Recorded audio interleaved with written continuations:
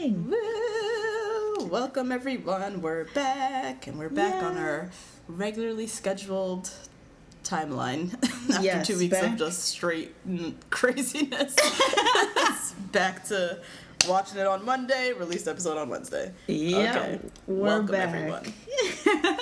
Welcome to Two Black Girls, One Rose, where two black-ass girls invade the whitest show on earth, The Bachelorette. The Bachelorette. I'm Natasha. And I'm Justine. And we just watched episode 5, 6. I don't really know what this is. Yeah. It was a lot of drama, though. That's all I can say. Yes, it was. More importantly, the drama was stacked up this episode. Yeah. The guys are starting to go a little nutty. Yeah. It's getting serious. It's crazy. Starting to go crazy. What are your initial thoughts, Justine? So my initial thoughts is first a question. Why is Connor still here? Who? Okay. Yeah, see? Okay, right. Like, who is Connor? Because, I don't know. He's like 25, which might as well be 15. Like, what? His shirt is always buttoned down to, like, the last button. He never wears socks with his shoes. His navel, like... Always no chest hair. I can't. None. Can't grow any. Too young. No, I know he's too little. Second thought is that I should have listened to CN. Why? Because she was very anti-Gospel Chris. Oh, she was. Yep. She do. You were riding and dying for this guy. Oh. He's a complete nutbag. Yep. And also that this was just not the Vegas I was hoping to see. Bachelorette producers. Yeah, I told you my dream Vegas date last week. I wanted to see them in the middle of Marquee turning up. And all we got was desert dates. They were like never in actual Vegas. Like what At was... least not in like downtown Vegas. Like, what was making this Vegas? This could have been Morocco. This could have been, like, anywhere. This could have been Scottsdale. Mario goes riding by in his little race car. Like, it was just like we were in desert all the time. And then they would get, like, the cocktail party at, like, some rooftop somewhere. But, yeah, it wasn't Vegas. Mm-mm. It was a little lame. Yeah. Yeah. That's it. My initial thoughts... So... regarding Jordan, once a gimmick, always a gimmick. You can't, like, suddenly try to become a real person. Yeah, and, like, want her to take you seriously. You are a gimmick from Jump Street, so he's now trying to, like, gain sympathy and blah, blah, blah, blah. It's like, we're done with you. You're not fitting the mold of the gimmick anymore. Time for you to go now. Thanks for your services. Bye. So that was one thing. Chris is getting nutty. It's usually right around this time where, like, one person starts to have a mental breakdown. It's usually around this episode 5, 6, wherever we're at, because this was around, Crystal from last season was crazy from Jump Street. But this was around the bowling date where she was like, he didn't, like, why aren't you talking to me? You're not looking at me. And she's going crazy. She threatened to pack her bags and everything like that. It's around this time that somebody can't hack it. Yeah. And the breakdown begins. But Chris just had his one-on-one date. What was that? That was 2 weeks ago. It was like 2 weeks ago, yeah. Like, Chris, come on. Already, yeah. Anyway. Because now you start to interpret any eye contact she gives that's not to you. You are, like, literally, like, breaking down every little thing. And you're now starting to pay more attention to, like, all her connections with everyone else, the eye contact, the little things. Like, you're noticing everything is, like, heightened now. Especially after you have a one-on-one date. Where you felt like for those 12 hours you were the only person in the world. Right. And then you realize, actually, no, there's literally still 15 other niggas here. So, yeah. Oh, jeez. Those initial thoughts. Before we get into everything, we do want to remind everyone, please rate, review, subscribe. We say it every week. If you have not written your review yet and rated us on iTunes or whatever platform, please do that. Much appreciate the positive feedback. Thank you very much. Yes, we appreciate it. We love it. We love it. We are also on Twitter, live on Twitter. We live tweet every Monday. We tweet a bunch of other shit in the middle of the week. Our Twitter handle is the number 2 BLK girls, the number 1 Rose. And we love to hear from you guys through email. Our email is the number 2 blackgirls, the number 1 rose @gmail.com. And it's the same deal for Facebook. We're on Facebook now, guys. So like us on Facebook. If you're in any of those Bachelor fan group things, tell them to come on over. Yeah, or link the page. I don't really know how this works. Just, you guys know. Just do it. Just do the things. You guys know. Yeah. Thanks, guys. Okay, so we do have some Bachelor Nation news very, very quickly. Tired of talking about this dude, Garrett Kushner. So we got an email. Shout out to Lauren, who sent us an email with a link to Garrett's wedding video. From 2015. Yeah, how do people find this stuff? This is so crazy. The thing is, it's easy to find. It really is. And I guess if you're an editor at Refinery 29 and you are assigned to The Bachelor every Monday, and you had an episode like last week that was boring as shit, you gotta, you know what I mean? Something. Yeah. You gotta yank something from 3 years back. That's true. They dug up this old dusty video on Vimeo or any of those video sharing platforms. So if you're curious to see Garrett in this little cheesy video, I kind of spread through. It's just a very typical cheesy wedding video. It is kind of bizarre to see somebody who we're seeing every Monday on TV allegedly falling in love with Becca, literally staring into the eyes of another woman and crying and declaring his forever love to her. That's so it was just crazy. weird watching this video with him, same Garrett, marrying somebody else not that long ago, and now he's on this other show. Strange. So there's that. You can go find that. And then also with Garrett, his ex.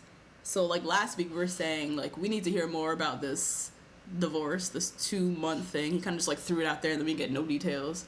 And all he did was kind of throw the other girl under the bus. Yeah. So the ex-wife, her friend, the source, did an interview with Life and Style. So very credible, guys. Very credible. Again, here they go. But she did an interview with them basically saying that Garrett ate shit, so also wasn't giving us much. No. So nobody knows anything about this marriage of 2 months and what the hell went wrong. Yeah. A lot of he said, she said.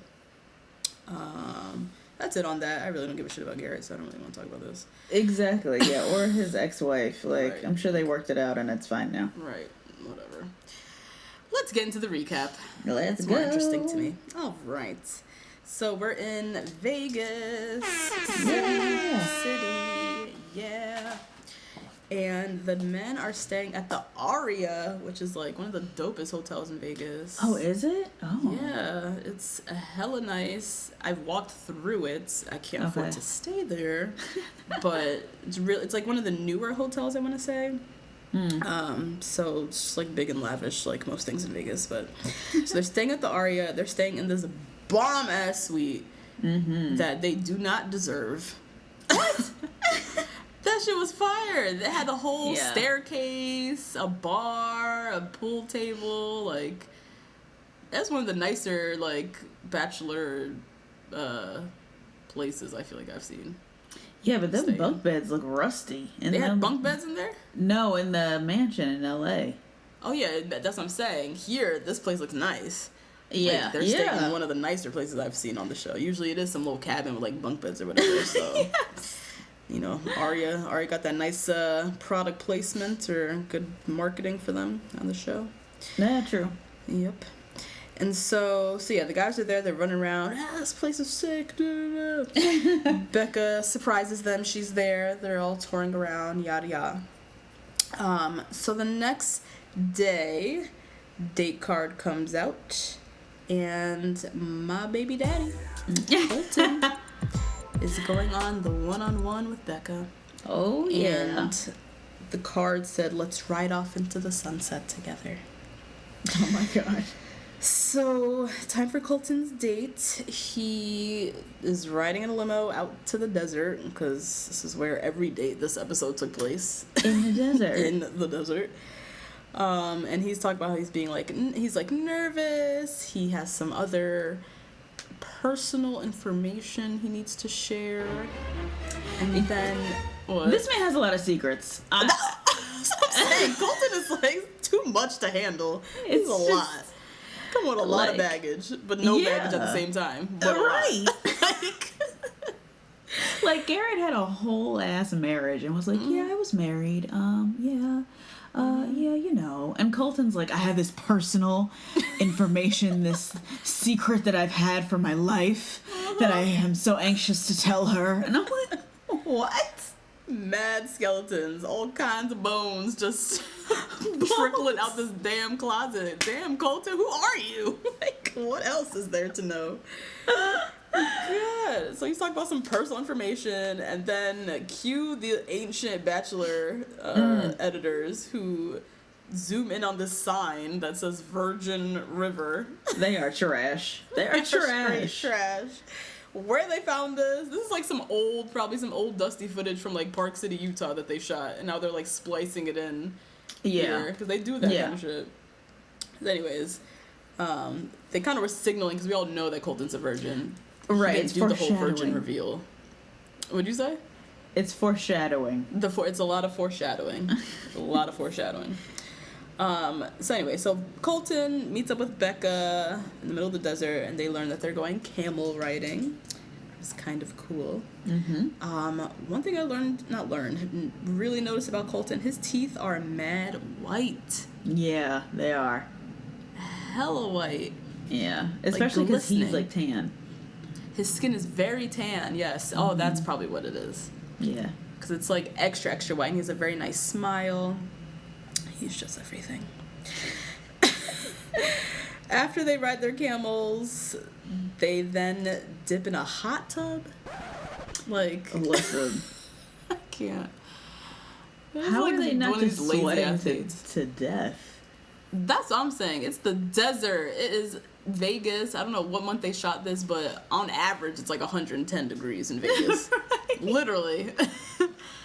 Why the hot tub? Like, it's just an excuse to see Becca in a bikini. Mm-hmm. It's just an excuse to make them rub up on each other, like in this body of water in the middle of daytime with cameras around. Like, when you like break it down, like, it's just very odd, like, that they have to do this. And they could have done something cool. Couldn't they have done like a hot spring or a bath, like a Roman bath at a spa? Like, they could have done something cool. But no, Bachelor producers, you gotta just stick with what you've been doing since 1985 and sticking them in a hot tub outdoors. Stick them in a hot tub.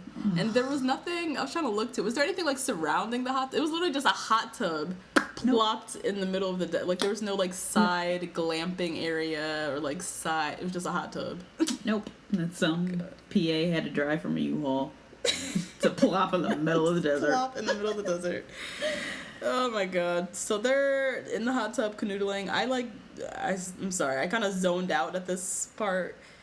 I think they were talking about the whole Tia thing, and Colton was saying like he's like happy with how the whole Tia thing played out, and they're like moved past it or something, right?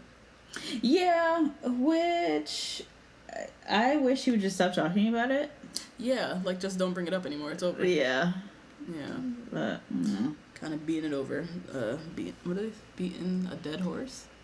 Is that what it is? Whew.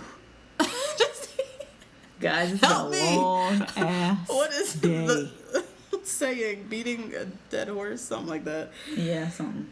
So after the hot tub, time for the nighttime portion of their date. Colton gets the award for best dressed. He just always looks amazing. Best dressed. Best dressed out of all the men? I think so, yeah.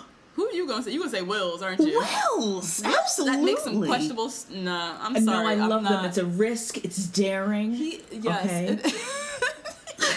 Okay. And he does take some risks, but he takes risks with like patterns, a lot of bright patterns that don't always work. You don't get points just for no, you don't get points just because you're taking risks. He wore some. I mean, we're gonna get to it, but he wore that like short sleeve floral thing. No, with a high Justine. sock, a high athletic sock. Get out of here. Yes, No. I lived for it. If anybody else wore that, you would have been clowning them right now. You're only doing it Of because course of I Wills. would have, but I because it's Wills. That outfit was he can crazy. carry it off. No. He's a graphic designer. He knows the patterns. It goes with his profession. He has Harry Potter tattooed on his forearm. It's the whole thing. His eyes change color. It's a whole, Allegedly, supposedly. Allegedly. Exactly. I'm giving best dress to Colton. He Fine. always looks nice and fitted in his little shirts.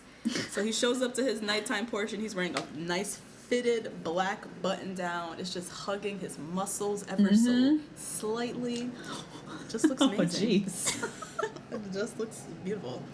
I said on Twitter also, Colton's face is always hella shiny. It is. I don't know why they don't just give him a little Starbucks napkin. Thank Just you. a little, Somebody dab something. him off. But the thing about it, his skin is so like even and like very like perfect. He doesn't have any like blemishes or anything like that. His face is just always looking greasy, but like a hot greasy. You know what I'm saying? So Colton's looking beautiful. Becca is just talking about just like how smitten she is by him, how much she's into Colton, blah blah blah. So Colton shares a little story about his. I think he said this is his relationship after college, like the first girl the first and only girl he's ever been in love with. Yeah, right. He's like a real girlfriend. Right. So he had this relationship. He told the girl very early on that he was in love with her, and she didn't say it back. She said it's a dub. Yeah. It's a no. And then she broke up with him out the blue. Yep. So I mean, talk about crushed. Which is what she should have done. If she wasn't in love with him, that's what she should have done. Broken up with him. So. Yeah, true. Still very heartbreaking. It's very vulnerable to drop that L word on somebody, and then they're just like, thanks. Also, this isn't working out. So all in one breath after you literally just declared your love. Shit. Yeah, it's terrible. Horrible. So Colton, he's just talking about love and the concept of love. Being in love is, one part confusion, part pain. And then he's talking to Becca he's only been in love once, and he doesn't want to be discounted because of that. Because some other guys in the house have been married and have had multiple relationships and all this shit. And do we have no men with kids? Wow. Yeah, there's no single fathers. Was there any parents. to begin with? I didn't even think about that. I don't know. Did any of the men from the beginning have kids? I feel like no. I feel like there was none. Interesting. Yeah. Okay. Side note, okay. Private epiphany. So he's, love is very touchy for him. He reassures her that the word love, and even the phrase "I'm falling in love," he doesn't use it very lightly. And is also telling her that but she's making it easier for him to take his walls down, basically kind of setting up next week where he's gonna tell her he's already plotted in his head I'm gonna tell her next week I'm in love, so let me just set the groundwork now. You're helping me take down my walls, so who knows what can happen. I'm noticing. He's really just setting shit up. I'm like, Colton, we see what you're doing. We see it. But then when he was saying she's making it easier for him to take his walls down, I don't understand that, because you still are one of 13 guys in the house. Your walls should be all the way up still. Yeah. How is she making it easier to bring them down? You're not. I don't see how you could ever take your walls down when you're on a show like this. I know you have to make it far, but yeah, I don't know. Especially when you haven't done a date that's a mutual activity. They were riding the camels, that doesn't take anything. People were leading them. They were in the hot tub, that also doesn't take anything. You were in bathing suits, and now you're sitting at dinner. Yeah. So, how are you? How are you? How is she like reassuring you that much? Yeah. I don't understand. I don't know. We're not seeing a lot of their conversation either. Besides, like, now at dinner when he's talking about, like, his past love and whatnot. But, like, in the hot tub, what were they talking about? Like, we didn't really see much of that. Either way, whatever she said, he's feeling good about himself, so. Yeah. So, he obviously gets the date rose. And then they ride off in this, like, tour bus, I guess? I'm not sure. Yeah, the big bus. Like we see these all over New York, yes, guys. like those big tour buses. We just think they're cheesy, but I want to ride them. I always say I'm going to ride one. Through where? Through New York. Oh, you are going alone. I'm so curious because I see them all the time. I'm so curious to see, like, what is the view from that top level, like, just riding through New York. Like, you're seeing New York from, like, a different perspective because you're, like, up high and you're outdoors. You're seeing, you know what I mean? You're, like, looking down at everybody. Yeah, I'm sure someone has a YouTube video of that I can just look at real quick. You ain't shit.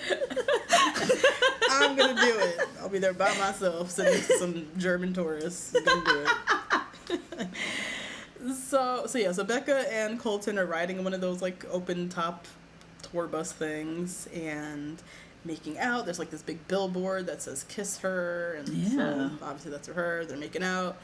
The guys are in the suite. They see the billboard. They see it. Oh my god! Yikes. What is going on?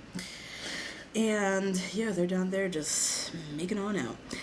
And Colton says, not to Becca, but in his little confessional, I can confidently say I'm falling in love with Becca. Oof. Yeah.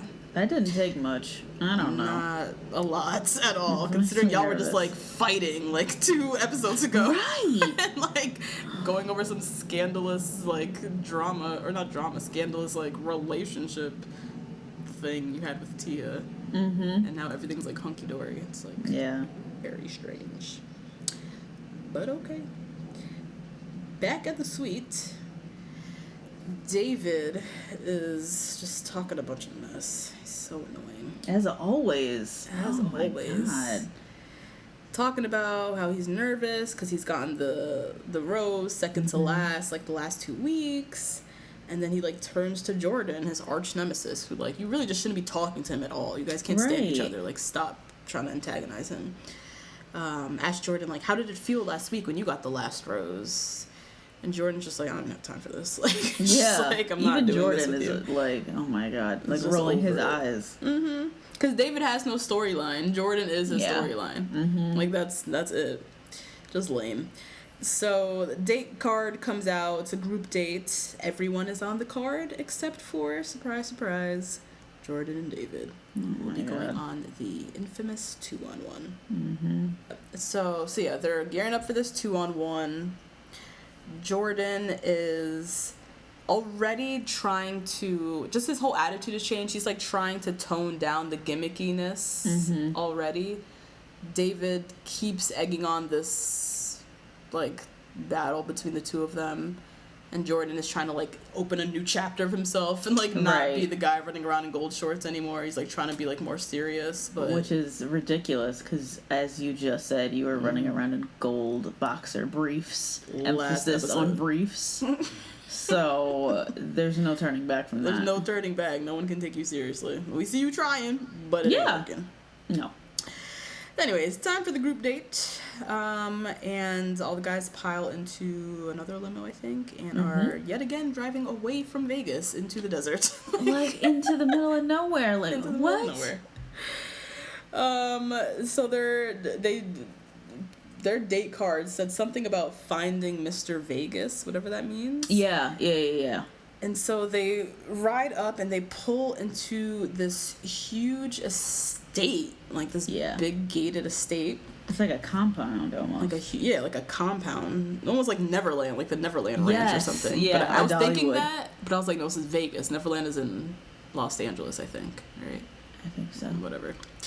So yeah, they pull into this huge estate, and Wayne Newton comes riding up on a horse. Listen, when I tell you I was so happy I was watching this with my mother so she could tell me who that was. Because I swore, I was like, is that Gene Simmons? Because I just always think every white guy with Gene dark Simmons. hair is Gene Simmons. Who's Gene Simmons? Isn't that the guy He's from Kiss. Kiss, that's what I was thinking, yeah. So Wayne Newton rides up. This is my get me to Wakanda moment. Nice. Because same thing, I was like, who's Wayne Newton again? Like, I know him, but I don't know him at the same time. Like, you know the name. Yeah. I recognize that god awful face. Oh my god, that face. Oh He my looks god. a mess. He looks so bad. So tight. Like, just, he looks like a piece of plastic. He looks like he has had plastic surgery and he's also had some sort of physical ailment. I don't know in which order they went in. Ugh. But it looks like so many things have happened to him. Like this is just it. And just like so many corrective surgeries. Yeah. Like every surgery was correcting something that went wrong before and just was creating a mess. Like yeah. His face looks terrible. He also to me looked like he was wearing the skin of another human. Like at any moment he would just unzip himself. Yes. And like step prosthetics. out. Like he had prosthetics on. Yes. Like he was like a special effects for a movie. Like they had piled all those prosthetics onto his face, but that actually is just his face. He wakes up like that. Oh Lord. So yeah, that was my get me to Wakanda moment because I know the name. I know Wayne Newton, just like old white man from like 70s pop, country, disco. Who the fuck knows? Clearly, I don't know. I don't have a clue. Either way, I don't want to be here. And so they're at his compound. They get a tour of his like house, which is just so over the top, ridiculous, and lavish. It looks very Versace to me. Very like Versace, Liberace, like that thing. Those like just like men of that time. Yeah. And so yeah, they all sit down in his living room. He's talking about, love songs and, writing songs and songwriting and lovemaking, all that shit. And then his wife comes out and he starts singing to her. And he's singing some song, Dark of Shame? What was he saying? Donka Shane, girl. What? What you mean, girl? Am I supposed to know that? What is Donka Shame? What? Oh god. Because every time someone said it, they each said something else. Yeah. So I still never caught what does he say? What he said? Danke schön. It means thank you very much in German. Oh, it's another language. Yeah, it's another language. Oh, yeah. I'm trying to piece it into English. So I'm like, dark of shame? Dark. of shame? Yeah. Who is shame? He was looking at his wife's eyes singing Dark of Shame. I had no clue. So confused this whole time. Danke schön. Okay, so it's something in German. What is it in German? Thank you very much. Thank you very much. Okay. So he's looking into his wife's eyes, singing to her, just looking like a complete plastic surgery nightmare. And then he says that their challenge is to, surprise, surprise, write a love song for Becca. Write a song, which we already did. One, already did this 2 days ago with Chris. And two, we do this every season on the Bad. There's always a date where they have to write a song, and it's always like the worst group date because no one wants to be on this. And they always suck, and it's not even that entertaining either. Like that date. So it's just cringy. Just cringy the whole time. So the guys all kind of like space out around this ginormous compound, get their little like private time writing their songs.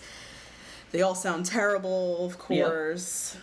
Will's, this is where he was wearing that terrible floral short sleeve suit. Amazing.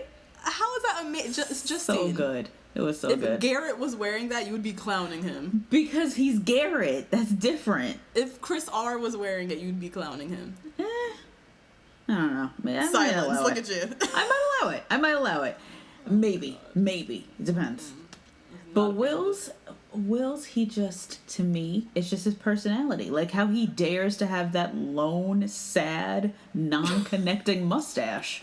He dares to have it. He dares to have no product in his hair. Like, just out here. Just riding dry. I love it. He definitely is a risk taker. I'll give him that. He definitely takes some fashion risks. So he gets points for that, but it's still a terrible suit. I'm sorry. So yeah.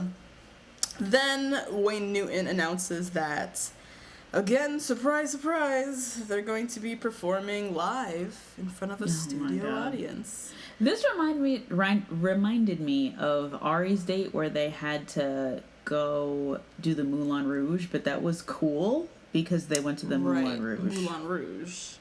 With, like, cool outfits. Yeah. This was just, like, it was like some little jazz speakeasy on, like, the edge of the Vegas Strip. They just, like, got these fans last minute. It almost looked like a comedy club. Like, how the lights were down so low. Yes. Like, yeah, it's true. And the little, like, the little round tables and high tops. Yep. So yeah, the guys put on some tuxedos and they go to this comedy club where they have to sing their song for Becca. First up is John. Love John. Yes. He was so cute. I love John. He's like the most human person on the show, I feel like. Yeah. He's very human. I love how he said, he's so cute, his little liners. He's like, I sing in the shower all the time, so I think it's finally gonna pay off. It's just so cheesy and cute. So I love adorable. John. It's so adorable. So he sang his little song, sounded terrible. Listen, the key of Z flat. He sounded so crazy. They all did. Yeah, they all did. They all were equally terrible. Yeah.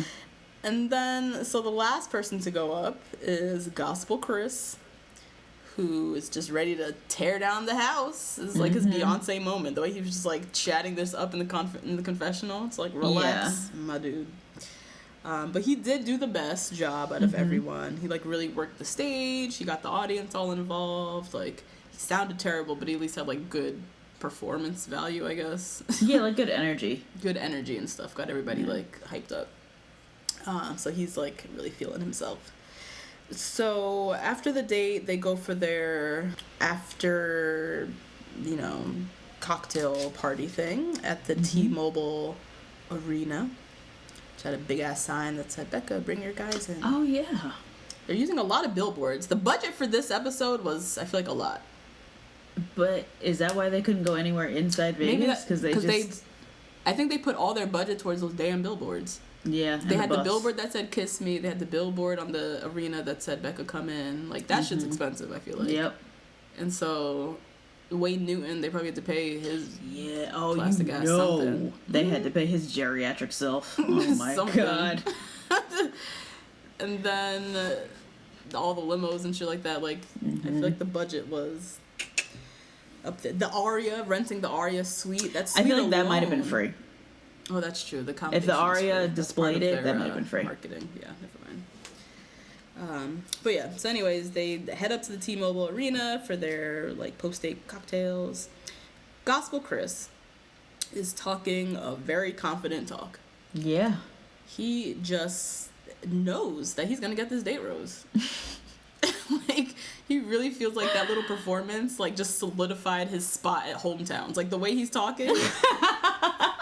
I'm like, why are you so confident? It's still, you are still one of like 14 guys that are here. You need to put in work still. Yeah. Like, it's not the time to sit back, relax, and enjoy the show. Like, you still have work to do.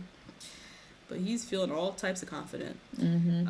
So Becca, she's doing her little one-on-ones with everyone. She has her little one-on-one with Garrett. She's very clearly like obsessed with Garrett. The way she's looking at Garrett is the way that Ari would be looking at Lauren. B. Yeah.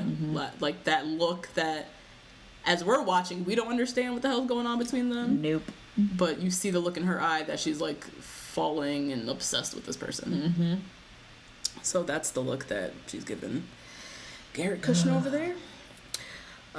So all the guys are getting their one-on-one time. Gospel Chris, is just sitting back, just sitting idly by. Like, just straight up chilling. And he's claiming, like, oh, he's gonna go last, save the best for last. Like, just taking his sweet time, just not going after Becca. And as just, if that's up to him, also. Right. Like, oh, I'll just go last. No, you need to go fight for your time. Yeah. So he's sitting back, relaxing, looking all cool. Blake and Becca go outside, and they have a little, like, private time. Blake says that, you know, the whole Jean Blanc foolishness, he lied about saying he was falling in love, and how he, you know, Jean Blanc took that moment away from you. And so, Becca, I want to say, I'm falling in love with you. Oh. First guy to drop it. Love it. Mr. Blake. Love Blake. Love Blake so much. Don't believe that I mean, is he really falling in love? This is just still so early, I feel like. No? It is. But he did have a one-on-one, though. He had a one-on-one, and they also talk about, like, some real stuff when they're together. Like, how many kids do you want? Like, they talk about that, like, lovey-dovey first 3 months shit early. And they did connect. I'm trying to think. I can't remember his date. They connected about... Because what was his last breakup? Same thing like Ari? Like, she left him high and dry or something? Yeah, she left him. He saw her clowning him in the group text. Yes. The friends were like, girl, you break up with him yet? Like, girl, did you break up with him? Oh, my God. Yeah. Shit. Right. Okay. Yeah. So they, like, bonded over that shared kind of, like, someone betraying them kind of thing. And, like, it's embarrassment in front of other people. Yeah, sheer embarrassment. Yeah. Okay, so, yeah, I guess his feelings are a little bit further along. And they really connected the first night. I remember their first night. They did, yeah. They have had a strong, like, very natural connection. Mm-hmm. They're, like, I prefer... Garrett, I just can't stand, so... beside the point, but... Becca and Blake, I like their naturalness the most, I think. Along with Will's. I like her relationship with Will's, too. Yeah. But Blake, I appreciate the Blake thing going on there. So Blake drops that he is falling in love with her, and she can't say it back, because that's, like, the rules of Bachelor Nation. Right. That Ari broke last season. But she does admit in her confessional... she says, I'm falling in love with Blake. Oh, and I knew it from the beginning. Yes! What she said. There's hope. There's hope. There's hope for us all. I mean, not really, but... Yeah, no, but it's fine. And so, Becca, you know, after her, like, lovey-dovey moment with Blake, she goes back inside, and she sits on the couches with all the guys. And keep in mind, Chris still hadn't had his one-on-one time. He's still sitting here talking about he gonna get the last time and blah, blah, blah, blah. So Becca goes back in, sits on the couches. She thanks everyone for the day. You know, you guys were all really good sports and all that stuff. And she apologizes. You know, I haven't had time to talk with everyone. And she kind of, like, signals to Chris R., who still, I guess, in his head was thinking, like, there was time left, that he could still get time with her. And then Becca grabs the group rose and awards it to Blake. Chris literally is about to jump off the side of this building. And she gives the rose to Blake and is like, all right, y'all, go to bed. Later. Yep. See ya. Pieces out. And Chris is in there looking dumb and just stupid. Mm-hmm. And embarrassed, as he should be. Because he was talking a whole mess.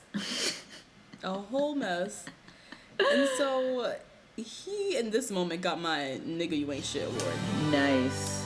Because he's going off about how he's, like, so shocked and pissed. And, you know, now he's like, I think I'm going home.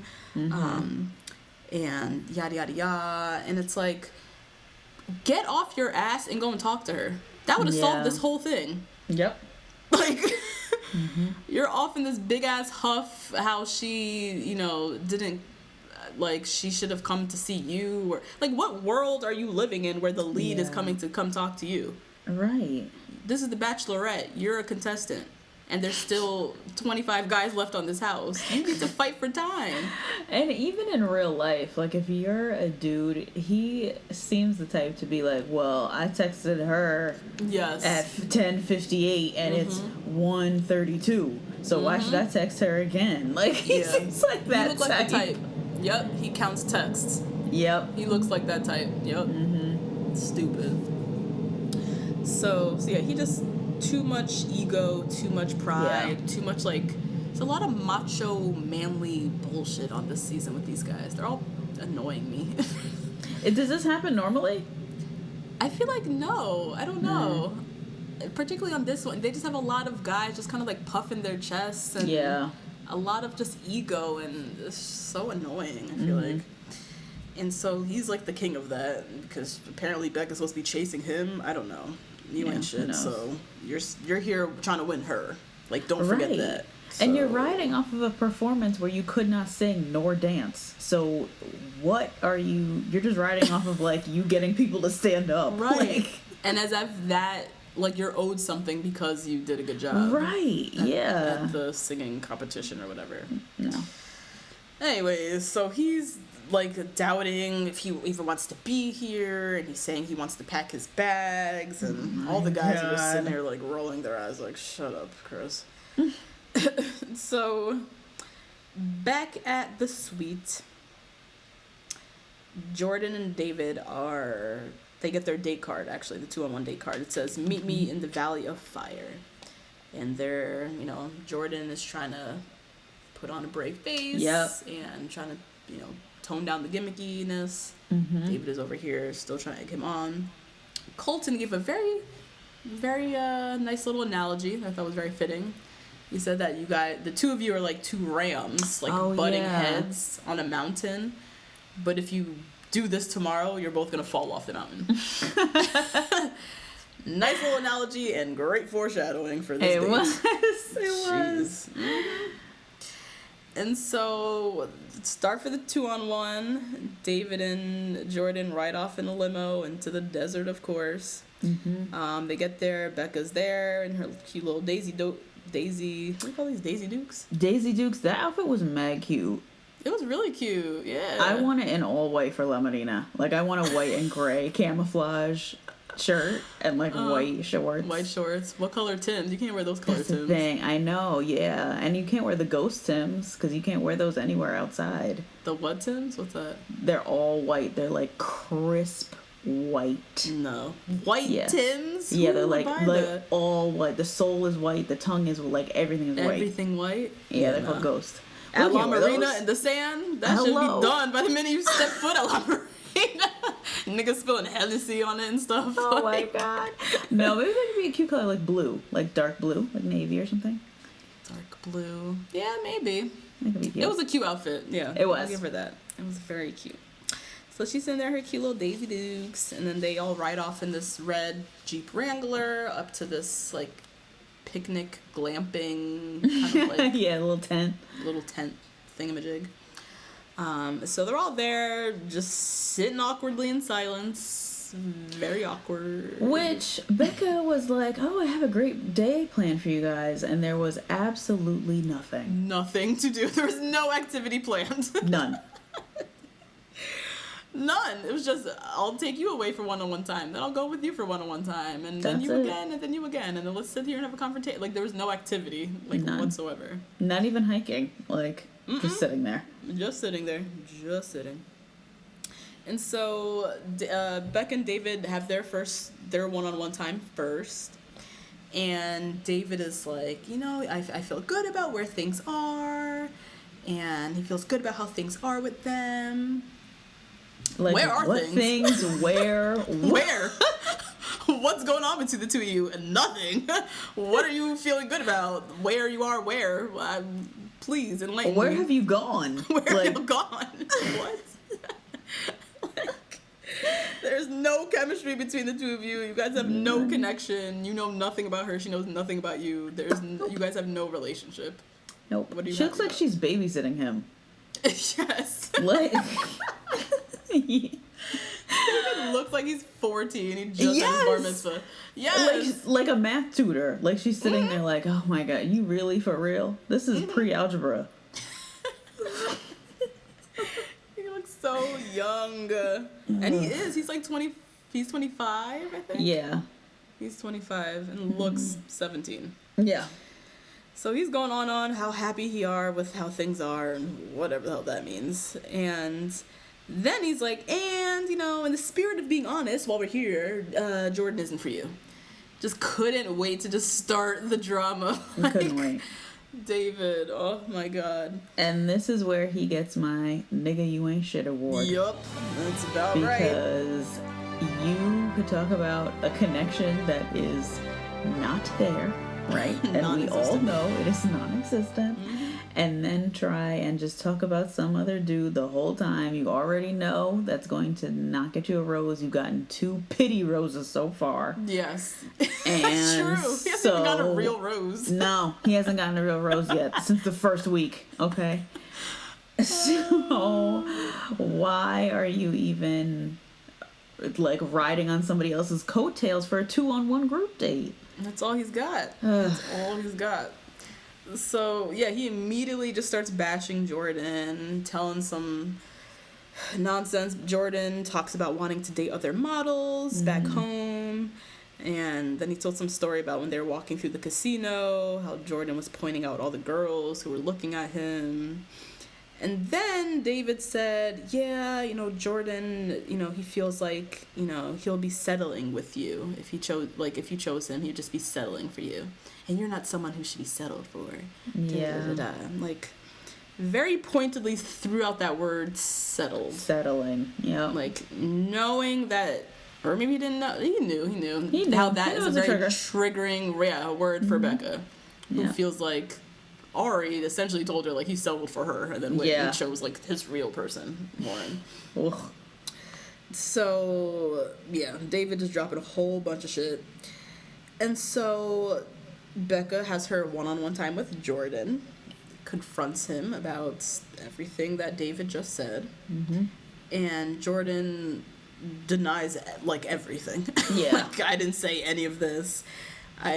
Nothing about girls back home, settling, what? I literally had never said that. Yeah. Just denied everything from A to Z. And then Jordan is saying how, like, he's really upset because he wanted this date to, like, finally be able to show, like, more depth to him. And he goes off on this long, stupid tangent. I'm sorry, but sharing about his mom, how his mom has multiple mental illnesses, and he's watched his dad, like, love his mom, and how he's come from nothing, and one time they didn't have electricity, and he's just been unapologetically himself this whole time, and blah, blah, blah, but, like, literally just throwing out anything to, like, build a story for him, like a little sob, sympathetic story that, like, it's episode 5. You were literally wearing gold shorts last episode. You've been a gimmick from Jump Street. Right. You can't do this now. The sob stories, that the deadline was weeks ago. You can't now pull this up on the 2-on-1 as a way to salvage yourself. No one cares. We don't care. I'm sorry. If you do try to do that, you have to connect it to why you're such a clown. Right. You can't just, like, say, like, well, and I watched my dad, and, you know, we didn't have electricity and all this stuff. You have to be like, I act like the class clown because I was always trying to make people laugh because I was distracting from the fact that we didn't have no food in the fridge. Like, you have to connect it all together. Otherwise, you look like you're lying. That's what his whole story didn't even read as genuine. It read like a last-ditch effort to, like, try and, like, get on her, like, trying to get himself a pity date or a pity rose, basically. Yeah, something. Well, you're right. He didn't connect it at all to, like, anything. It was just like, we didn't have money. My mom has mental illnesses. My dad loves my mom. Like, all this random facts about himself that it's just too little too late. And so Jordan, you know, does his little thing. He walks back and just goes off on David. And he's mostly pissed about the comments about saying that he said that he would settle for Becca. Yeah. Because he's adamantly denying that he said that. And he did say, which I liked, he said that it's the worst thing to say to a woman. Yeah, I did like that he said that too. Which is true, I think. Yeah. And David knew what he was doing. David knew exactly what he's doing. But yeah, Jordan's right. He's like, you or throwing a low blow, and you just had to go there. Like, you knew that was a trigger for Becca. You know, it's a trigger for just women in general. Yeah. But particularly for this woman, how dare you throw out there this whole thing about settling and how I said that I would be settling for her, yada, yada, yada. And so Becca comes back. She joins them. The three of them are just sitting there just, like, bickering. Looks so ridiculous. And then Becca just flat out asks, she's like, did the word settling ever come out of his mouth? Jordan is like, I never said that. And then David is just sitting there, like, trying to backtrack.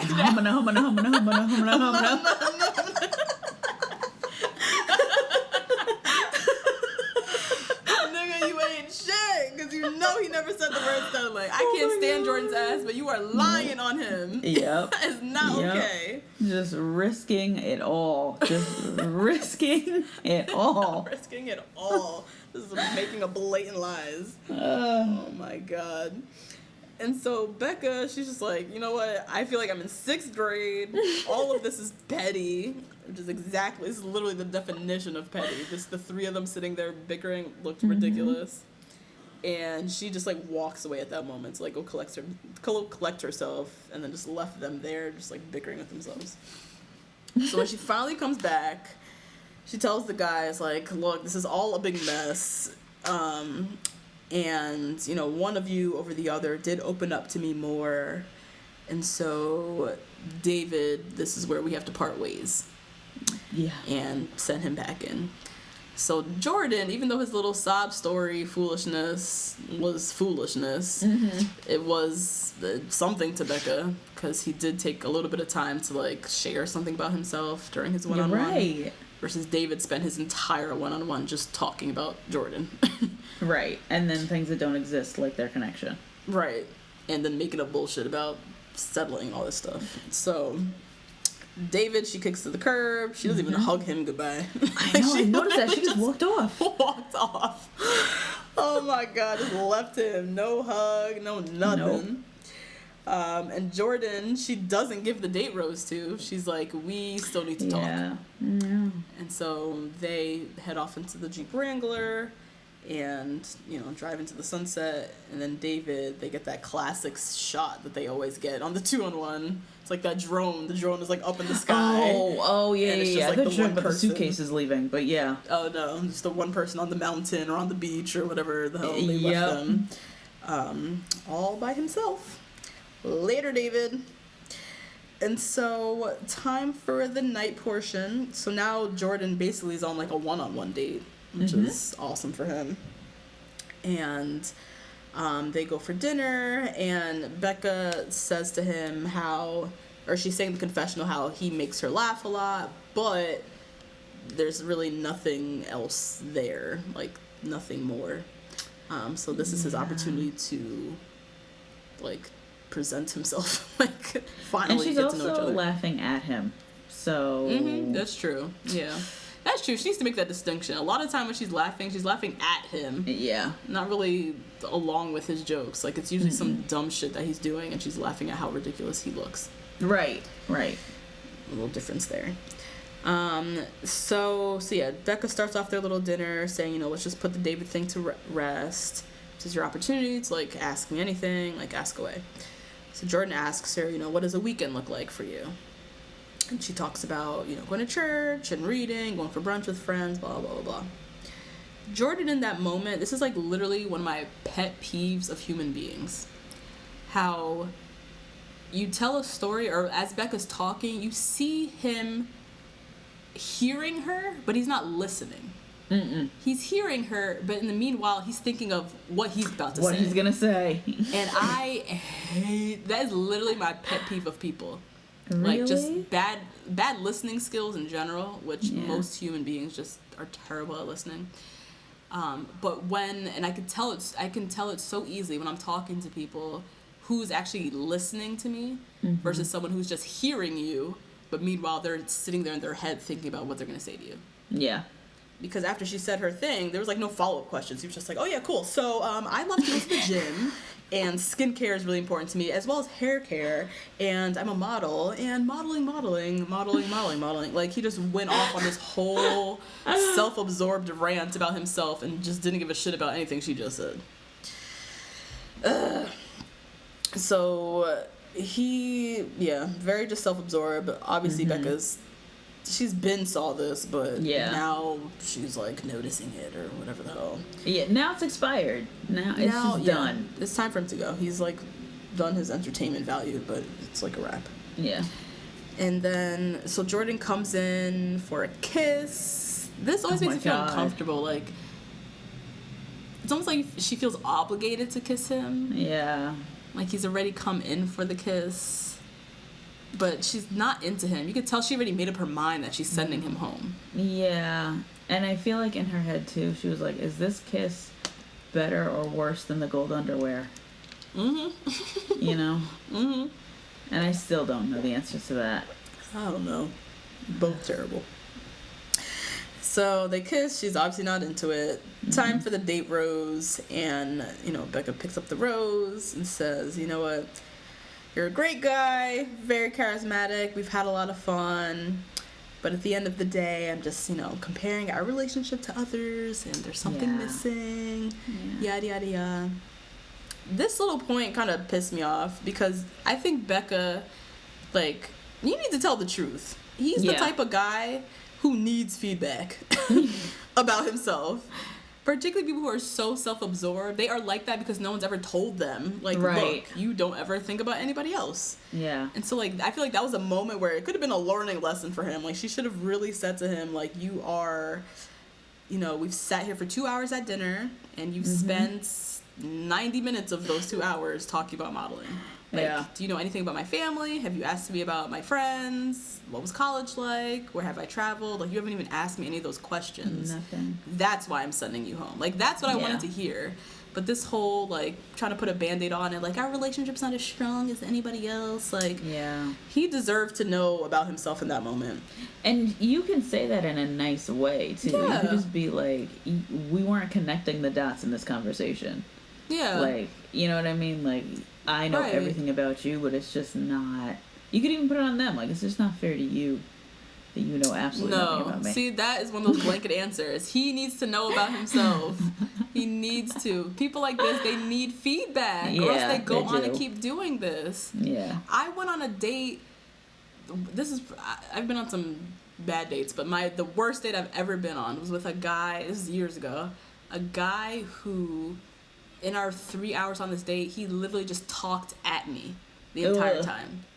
I remember leaving we're sitting in this little bar area. I remember leaving to go to the bathroom, and I thought to myself, like, I could leave. Like, I could just leave. And, like, I could leave and maybe, like, send some other girl in my place, and he would even notice, because I don't think he realized who he was sitting. Like, he never asked me a single question about myself. I could have swapped out for another girl and, like, been fine.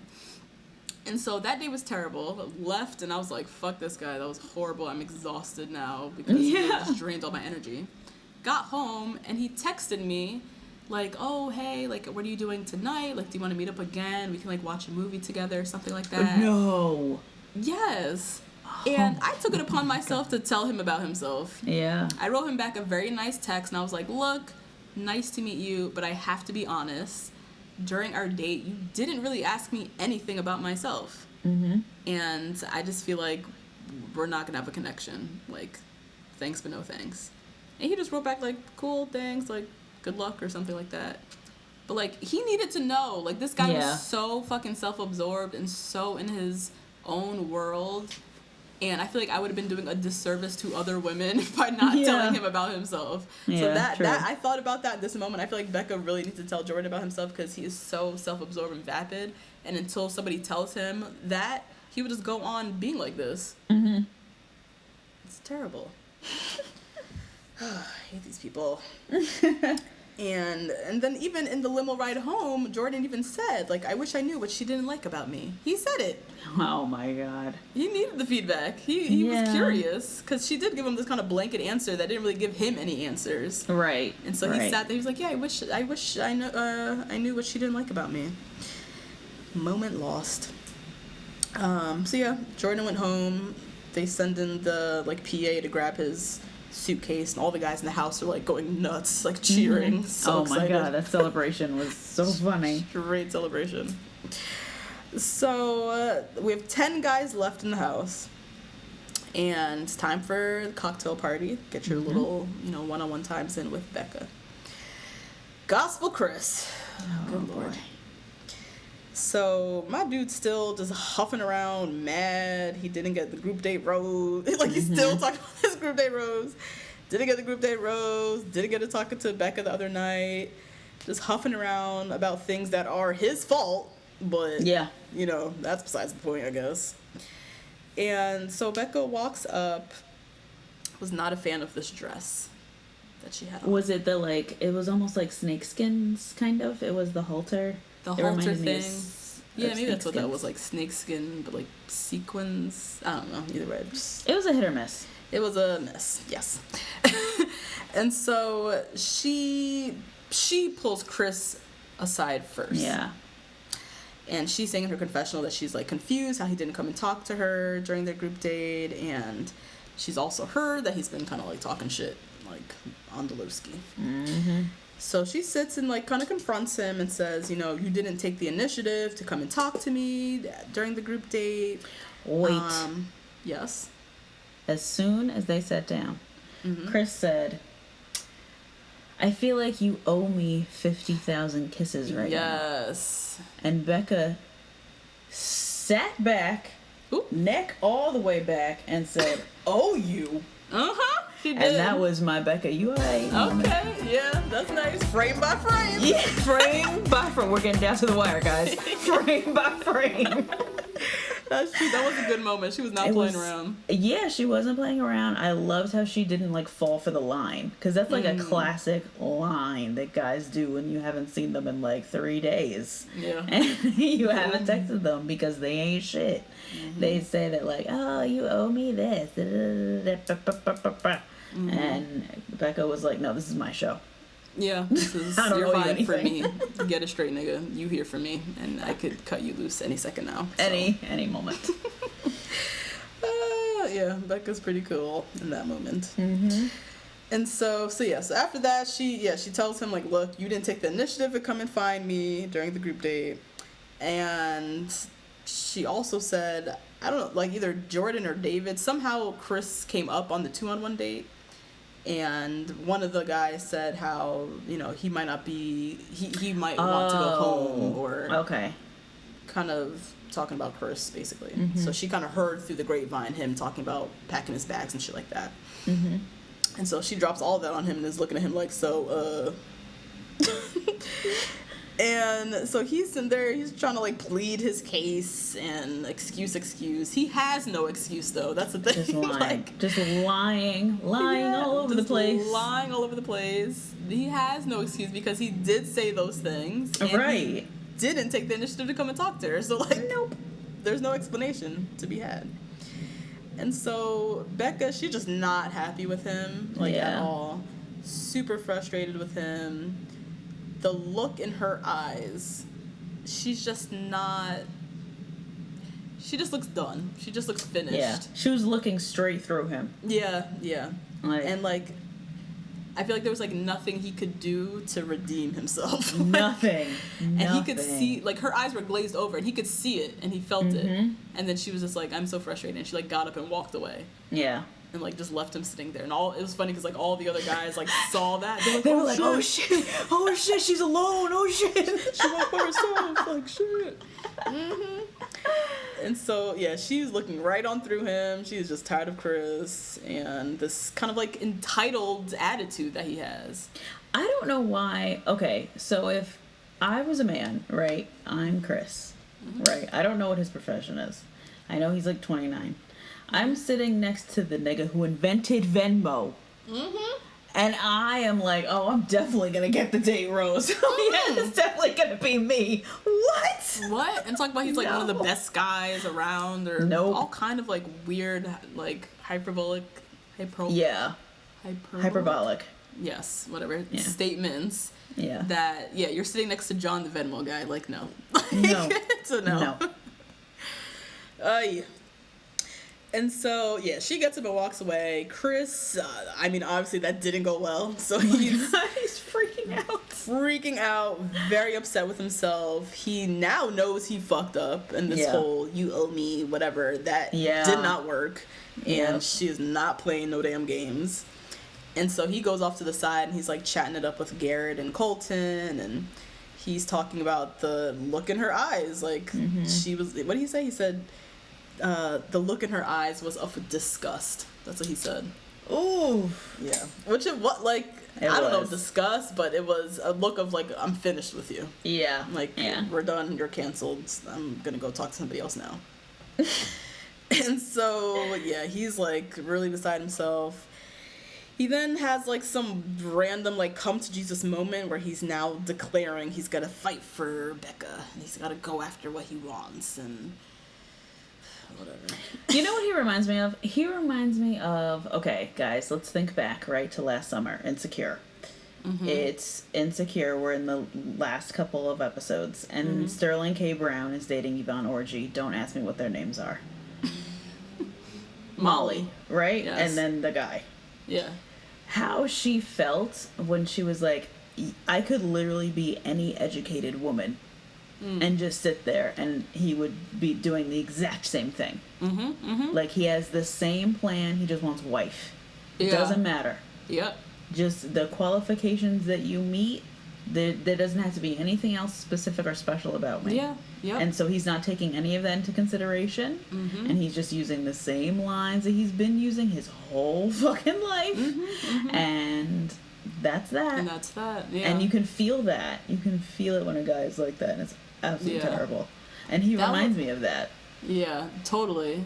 That was kind of like my issue with Rachel and Brian. Or not Rachel, but my issue with Brian was I always felt like we could swap out Rachel and put in somebody else, and he would be vying for her the same way. And all lovey-dovey, and I'm so ready to marry you, you're the one. Like, the way, all these big declarative statements he kept giving to Rachel, I was like, what is it about, like, talk about her specifically. Right. Like, I need to hear more specifics about her specifically. Like, I don't want to feel like you can swap her out, put somebody else in. And yeah, with Chris, I feel like, we could swap out Becca, put somebody else in, and he's just like, I need to win her back. And it's like, you, like, what is it about her, like, specifically that you are so in love with, apparently. So anyway, so yeah, he has this come to Jesus moment. He now needs to go fight for Becca, and, you know, because their last conversation went horribly. And so Chris R. decides to go interrupt Wills. Who is not the one. No, certainly not.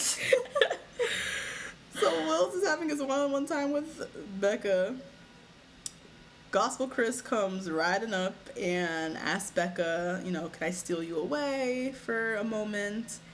And Becca didn't even budge. She sat right there and said, we just sat down. Like, didn't even stand, like, she's sitting down and she's just looking up with her eyes and she's like, we just sat down. Yeah. Not getting this was my Becca UII moment. Nice. Because she's not even trying to play nice. Yeah. She could have been like, oh, I'm sorry, like, we just sat, like, just give me a couple minutes. She just straight up was like, we just sat down. No niceness in the voice. She's, like, just finished with this dude. And so Chris is just basically begging and pleading. Yeah. And both Becca and Wills are just sitting there like, we literally just sat down a minute ago. This like, doesn't change the time frame. It doesn't change still just the sat answer down. At all. Like, it's a no. So that whole moment is just so awkward because no one is budging. Like, Becca and Wills literally have not budged from the seat and have no intention of budging. Nope. And Chris is just standing over them like a freak, looking so pathetic. Yeah. Trying to beg for one-on-one time with her, and she clearly does not want to talk to you. Thinking he's looking like manly and like, I'm going to go save my girl. Yeah, like, but everyone chivalry. Else, including the man holding the boom, is like, nah, bro. You look crazy right now. Come back in 5 minutes. It's not it. You look nuts. So Chris, all this time, he's kind of directing his attention to Becca, and so finally he's like, okay, new strategy. Wills. Wills. And, like, turns to Wills and then asks Wills, like, do you mind? Can I take time, like, with her? Will's relents and is like, you got 2 minutes. Listen, you know when you guys do something where you don't want to even look at the minute, you just want to count down the seconds? Mm-hmm. And so you put the timer on seconds and not minutes. Like if you're doing a plank at the gym, you put 60 seconds and not 1 minute. That's what my man Wills did. He put 120 seconds on his watch. On that stopwatch. You have 120, my nigga. And I'm coming right back. I'm coming right back. And Chris, Will, he didn't have to do this. No. He didn't have to do it. He could have sat right there and still, because Becca wasn't budging, he could have sat there and held his spot and said, no, I just sat down. So he's being nice by giving you 120 seconds, my dude. So he gives up his seat. Wills goes and like hangs out somewhere for 120 seconds. Chris takes a seat. And he, same thing, just talking all this mess, apologizing, realize what I had. Long-winded still. Very long-winded, just talking a lot of things about feelings, and you're this and that, and just blah, blah, blah, blah, blah. Will, the stopwatch goes off, and he comes right on back. When he said 2 minutes, he was not kidding. He said 2 minutes, 120 seconds, my dude. And that's say it. What you gotta no say. longer. No longer. Like, if you're long-winded, you need to learn how to speak concise, because you have 2 minutes. That's it. So he comes back, and then it's just, like, another awkward standoff between the two of them. God, it was so bad. So bad. Because Wills was like, I'll fight you. I don't care. Cameras, suit, I don't care. Let's go. Yep, let's go. Chris is sitting down. He won't get up. Yeah. Wells is here trying to reclaim his time. And he's like, I'm going to ask you politely to get up. That was like that last line before he's about to whoop your ass. Whoop, whoop, whoop your ass, okay? Like, right after that line, the next move is like Will's just like unbuttons his jacket. Yeah, unbuttons his jacket, lays it nicely, and like squares up. That was the last like straw, Chris. Like, this is it. It's about to go down if you don't get up out this goddamn seat. So Chris still begging. I can't get a couple more minutes. No. Like, Will's not even like, he just said no. Mm-hmm. And then Becca finally says to Chris, like, I'll come and find you. Like, we'll talk later. I'll come and find you. Chris again, you can't give me 5 minutes. No. And then Becca finally, she's just getting fed up. She's like, I said I'll come find you. Go away, Chris. Like, you were just embarrassing yourself. It's so cringe. So Chris finally goes and rejoins the guys. And he's over there talking shit about, Will's this, blah, blah, blah, blah. Wills comes back, joins the guys. I love Wills. He's just so, this is just so subtle pettiness. Yep. Like, just masterfully subtle. Yet intentional. Very intentional. Love it. He comes back, joins them, looks Chris dead in the eye, and basically is like, what up, nigga? Mm-hmm. Like, yep. Looks him square in the face with a smile and was like, hey, what's up? What's good, my G? What's good? And so all the guys, they just like all just start bickering. It's just like one big bicker fest about time, and Garrett chimes in. He hasn't had his time yet. Connor hasn't had his time. Time, stealing time. Did you notice in that moment Wills got up and left? No. I noticed that. So as they're sitting, they're all bickering, and it's just like a whole pettiness. Wills got up and like exited. Oh shit! I didn't notice that. Like, he's like, I don't want to be associated with this. Yeah. Because if Becca walks back and sees this, I don't want her to see me sitting here. Yeah, right. So he got up real quickly with the swiftness and was like, I'm going to go to the bathroom now. And so, they're all bickering. Becca, as promised, she does come back and grabs Chris and, gives him the more time that he wanted. Oh my God. And he's just sitting there, same thing, declaring all his feelings for her, admitting his insecurities and, about how last week was rough and da-da-da-da. Becca, her one question was like, so why were you so quick to jump ship? Like, why, you're going through what you're going through and you're insecure, whatever, why suddenly you want to pack your bags and go home? Yeah. Like, what is that about? Right. And Chris's response is the whole, like, well, I needed to the whole, like, I had to realize what I was about to lose. Oh. To, like, understand the value. Oh, Christopher. Oh, no, honey. Something. It was like that kind of argument. Like, I had to see what I was going to lose before, you know, I blah, blah, blah, blah. Mm-mm. It ain't that kind of scenario, boo. Yeah, no. And when people give that excuse, like, well, what is it? It's like you never know what you had until you lost until it's gone. Type of thing. Yeah. It's like, no, because I'm not expendable like that. Like, you can just, like, imagine me not in your life, and then that's fine, and then you can just come on back because now you realize my value. Like, no, that doesn't make me feel good. That makes me feel like I definitely want you to go home because you, for a millisecond, thought I wasn't shit. Yeah, right. So you can kick to the curb. Like, I don't have to sit here and fight my value or show my value to you. Like, if you didn't see that already, that's on you. Yeah. Your bags are still packed, you can keep going. So that's how I think. Like, exactly. Anytime a man's pride is greater than his love or care for you, it's just not a good situation. That's exactly what it is. It's pride over her. Mm-hmm. And that's, as a woman, that's not a good feeling. No. So, like, no. And so Becca, this whole time, she just looks finished with him. Like, just done. Yeah. Yep. Completely done. He's sitting there, like, literally begging her. Like, I almost feel sorry for the guy in this moment. Mm-hmm. And he's like, do you see potential in me? And the camera kind of cuts away. We never really get her answer. Mm-hmm. So, time for the rose ceremony. First rose goes to Garrett, of course. Ugh. Next rose goes to Jason, Wolf of Wall Street. Oh, yeah. Who, if you notice, he always gets one of the first roses. Yeah, no, he's every up week. there. He's always up there. We don't see much of him. We don't really know anything about him. Don't know why. Don't know why. Yeah, we don't know anything. But he's going to be around for a while, clearly. Yeah. Because hopefully next week we get to learn something about this dude. So then there's one rose left. Last two people left are Gospel Chris, Venmo John. Last rose goes to Chris. And so we have to give a sad farewell. Another POC bites the dust. Yep. Venmo John, who we just started to really love like last week. We finally got to see more of him. He's so cute and very endearing. He's just like very endearing, very earnest, like just a regular schmegular nice guy, I feel like. Right. Yeah. But underneath definitely isn't. It's definitely like a huge brainiac. Mm-hmm. And would be like just super genius. Never would be boring. I don't think it would ever, despite the fact that he's earnest and humble and like, oh shucks, I don't think it would be boring to be with him. No. Because he seems like he's an interesting dude. Mm-hmm. I mean, we know nothing about him. Like, we're... Nothing at all. Cracked this whole story in my head of, like, what Venmo John is like.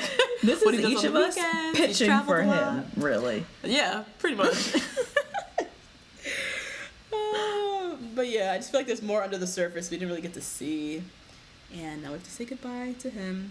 And his farewell, his little confessional was sad. He was all crying, and I know. I feel like he also feels like he didn't get like a fair shot and going home prematurely. But hopefully we'll see him. He's not someone I want to see in Paradise. I feel like he's too good for Paradise. I definitely don't want to see him as Paradise. No, I would love to watch him as The Bachelor.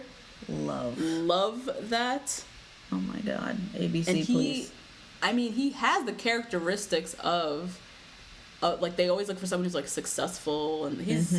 Was it Sian who said he's one of the most successful... One of the wealthiest. One of the wealthiest and most successful contestants they've ever had. Yep. So in terms of Bachelor, he would 100% fit that mold. Asian male. Don't get a lot of those. Hello. Let's change the narrative up. Let's change it up. If you want to really be historic... Mike Fleiss. I still won't get over that shit when he announced we're gonna announce, but this is before they announced Ari, like the new Bachelor. It's a historic moment or whatever, and I was like, oh my God, what the fuck's gonna be? And then it was an Ari. Really, so annoying. So yeah, that was that. Becca at the end, she announced. What did she announce? I kind of cut out at that moment. She announced my get me to Wakanda moment, which was We're going to a city that's known for love. Richmond, Virginia. God. And you could tell, first the camera was on Will's, and he had to be like, oh, God.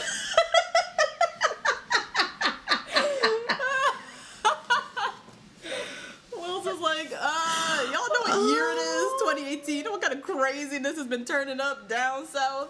Y'all bringing my black ass down there? Oh, Jesus. Oh, God. So next week we're in Richmond. Oh, Lordy. You guys, I'm not ready. It's 4th of July next week. We have to go to Richmond with Becca. I'm not ready for this. Becca, I'm not excited for this. And that was the episode. Yeah. We did get a preview for next week. So the guy, I don't know what kind of date this is. Like, looks like a group date where the guys are on. It was like a stage, and they're all standing by podiums, almost like a debate. Oh, yeah, it's like a presidential debate thing. It looked like a presidential debate or Yeah. something. And Chris is on stage going in, saying how the men in the house Becca shouldn't trust. There's guys here that aren't for you. Like, just more drama. Yeah. And if then there's Chris like a don't whole, go home. Yeah, he's got to go. It's just too much. It's just too extra. It's too much. And then, yeah, it just seems like a lot of drama next week. Guys are all fighting, bickering, a lot of bickering and drama and back and forth. And then we did get another, like, extended series, like, later this season thing. So we see a lot of Garrett. No. A lot of Colton. Yes. A lot of Jason, Wolf of Wall Street. Yep. A lot of Blake. Yeah. And a little bit of Will's. Not as much of Will's as we saw in the first preview. Yeah, but we do see Will's in a beach outfit. We do see Will's in beach outfit, so I guess he does at least make it to post Richmond, wherever the hell they go. Yes. Right. So yeah, it looks like the front runners: Garrett, Colton, Jason, Blake, Will's. We see Jason telling her, "I'm so insanely, wildly in love with you," Which looks like a lie. That is a lot of statements, Jason, wrapped into one. Jesus. And we see Colton saying, "I'm in love with you." Who Colton just told us how hard it is for him to say "I love you." He's only said it to one person. Yada yada yada. And so Becca's his number 2. And then we see Becca on a bed, just like bawling her eyes out. Oh my God, with her shoes on the bed. That's how you know it's like real. She just collapsed. Something goes down. What do you think that is? What is that? So, you guys, Predictions. sometimes I watch this with my mom and she's just wild. She said that she, at the end, picks no one. Oh, jeez. That's not, no. Which is not funny, but it is. Okay. I don't know. Well, I guess she has to break up with somebody who she really cares about. Yeah. You know? Like, now is getting to the point where, like out of all 5 of those guys, Garrett is the only one who I could see being like, nah, you can go, without any sort of, like, you know, you feel kind of bad. Even Jason, you, like, feel kind of bad letting him go. You know? Yeah. Or, like, choosing between Wills and Blake. Like, I would have a really hard time with that. Time to do that, yeah. Yeah, that's probably an episode where she has to let somebody she really likes go home and she's just beside herself in her room. And yeah, so that's it, guys. That's the episode. That's it. We will be back next week as always. Please don't forget to rate, review, subscribe. Hit us up on Twitter. Our handle, the number 2 BLK Girls, the number 1 Rose. And email us at the number 2 blackgirls, the number 1 rose @gmail.com. And it's the same thing for Facebook. Just search 2 black girls, 1 rose, and we'll come up. Yep. We'll be back next week. All right. Yay! Bye, everybody. Bye, guys.